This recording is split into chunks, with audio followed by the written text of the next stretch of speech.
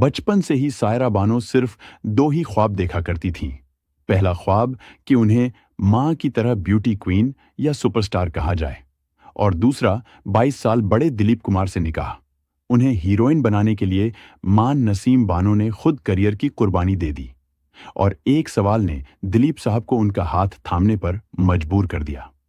साल 1963 की फिल्म आई मिलन की बेला में सायरा बानो और उस जमाने के मशहूर एक्टर राजेंद्र कुमार साथ नजर आए थे। शूटिंग के समय ज्यादा समय साथ बिताते हुए दोनों एक दूसरे को पसंद करने लगे। सायरा उस समय महज 19 साल की थी और राजेंद्र कुमार 34 साल के शादीशुदा बाल बच्चों वाले थे। सायरा सब जानने के बावजूद राजेंद्र कुमार से शादी करना चाहती थी। ऐसे में मां नसीम बानो दिलीप साहब के पास पहुंची और उनसे मिन्नतें करने लगीं कि वो सायरा को समझाएं। उस समय तक न दोनों कभी मिले थे, न ही कोई बातचीत हुई थी, और बढ़ती उम्र के साथ ही सायरा भी अपनी बचपन की जिद भूल चुकी थी। एक दिन मौका पाते ही दिलीप कुमार सायरा बानो को समझाने पहुंच गए। दिलीप साहब ने उन्हें समझाया कि अगर वो पहले से शादीशुदा राजेंद्र कुमार से शादी करती हैं तो वो महज एक दूसरी महिला बनकर रह जाएंगी। दिलीप कुमार अपनी बात पूरी करते उससे पहले ही सायरा बानो ने उनसे पूछ लिया, तो क्या आप मुझसे शादी करेंगे? ये सुनते ही दिलीप साहब कुछ मिनटों के लिए खामोश हो गए और फिर उस जगह से निकल आए।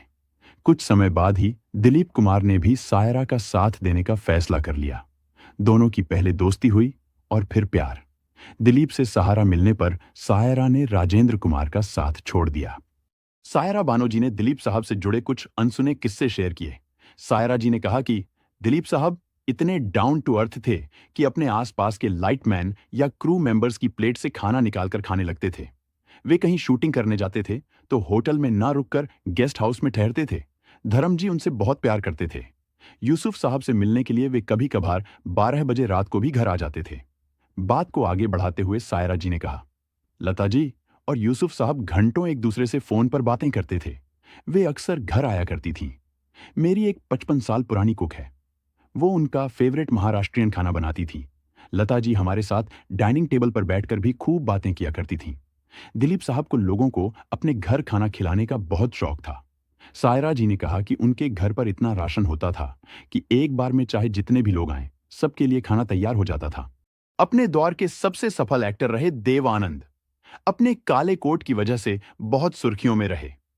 देव आनंद अपने अलग अंदाज और बोलने के तरीके के लिए काफी मशहूर थे। सफेद कमीज और काले कोट के फैशन को देव आनंद ने पॉपुलर बना दिया। इसी दौरान एक वाकया ऐसा भी देखने को मिला जब कोर्ट ने उनके काले कोट को पहनकर घूमने पर पाबंदी लगा दी। इसकी वजह बेहद दिलचस्प और थोड़ी अजीब भी थी। दरअसल कुछ लड़कियों के उनके काले कोट पहनने के दौरान आत्महत्या की घटनाएं सामने आईं। ऐसा शायद ही कोई एक्टर हो जिसके लिए इस हद तक दीवानगी देखी गई और कोर्ट को हस्तक्षेप करना पड़ा। मधुबाला की छोटी बहन जाहिदा एक इंटरव्यू में उन्होंने इस बात का खुलासा किया था कि मधुबाला को सिर्फ दिलीप कुमार ने नहीं बल्कि किशोर कुमार ने भी धोखा दिया था। जब मधुबाला बीमार थीं और लंदन में इलाज के लिए जाने की प्लानिंग कर रहे थे, उस दौरान किशोर कुमार ने उनको प्रपोज किया। पिता चाहते थे कि मधुबाला डॉक्टर्स की राय लें और पूरी तरह ठीक होने के बाद ही शादी करें, लेकिन दिलीप साहब के व्यवहार से गुस्साई मधुबाला ने तुरंत किशोर कुमार से शादी कर ली। जैसे ही डॉक्टर्स ने बताया कि वे ज्यादा दिनों तक नहीं जी पाएंगी, तब किशोर कुमार ने मुंबई के कार्टर रोड में बंगला खरीद उन्हें वहां नर्स और ड्राइवर के साथ छोड़ दिया। 4 महीने में एक बार वे मिलने आया करते थे। उन्होंने मधुबाला का फोन उठाना भी बंद कर दिया था। मधुबाला इस बात से बेहद दुखी थीं कि उनसे कोई भी मिलने नहीं आता था।